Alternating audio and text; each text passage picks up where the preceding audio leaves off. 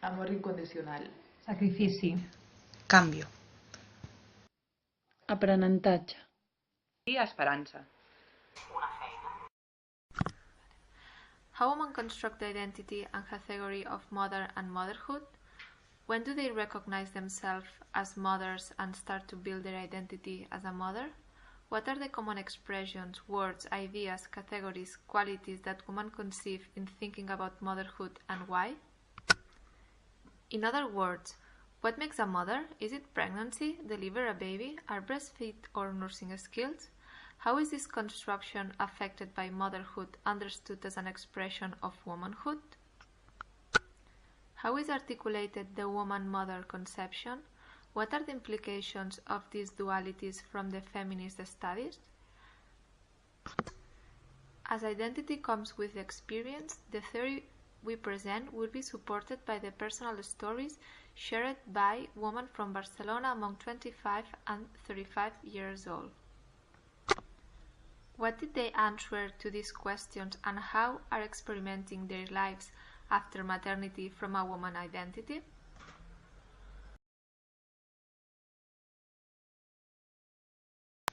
Ya empiezas a las expectativas, el pensar.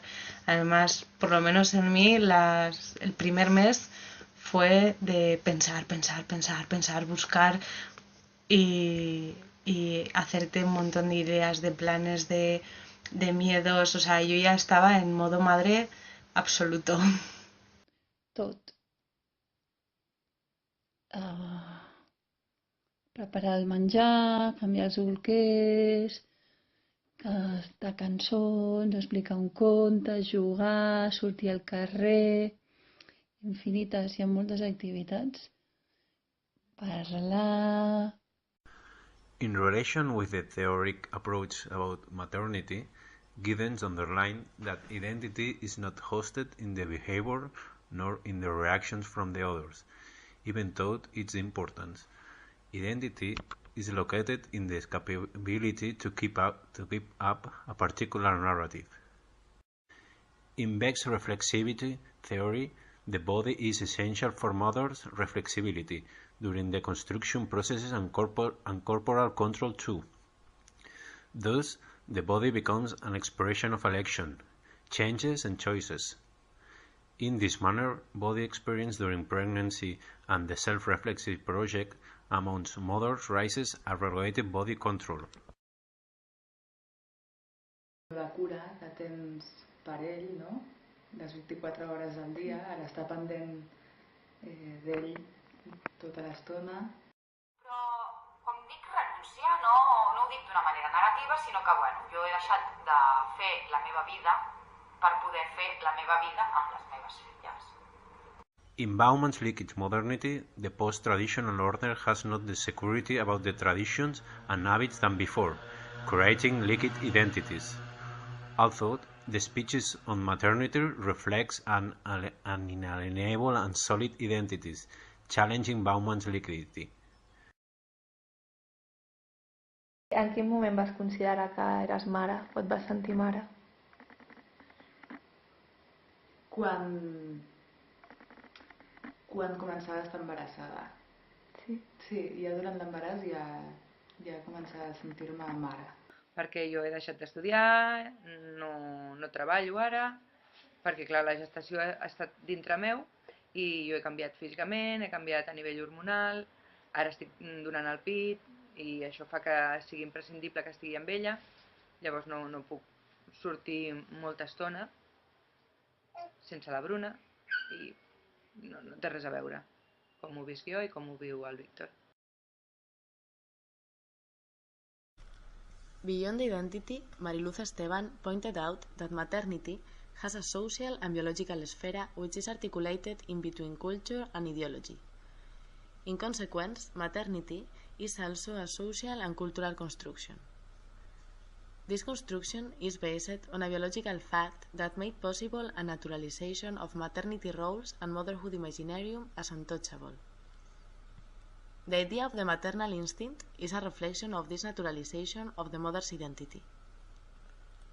Margaret Mead, after her investigation at sex and temperament in 3 primitive societies, concludes that the roles distribution between men and women it was different in the Western societies, questioning like this the naturalization of the differences from one to another, and sustaining after all that human nature was able to be modified by cultural creations. Ruth Benedict makes reference to the importance of culture against biology, introducing the concept of patterns of culture. Motherhood, as a cultural construction, involves tasks, responsibilities, and feelings that are associated with a cultural pattern that has been naturalized in women.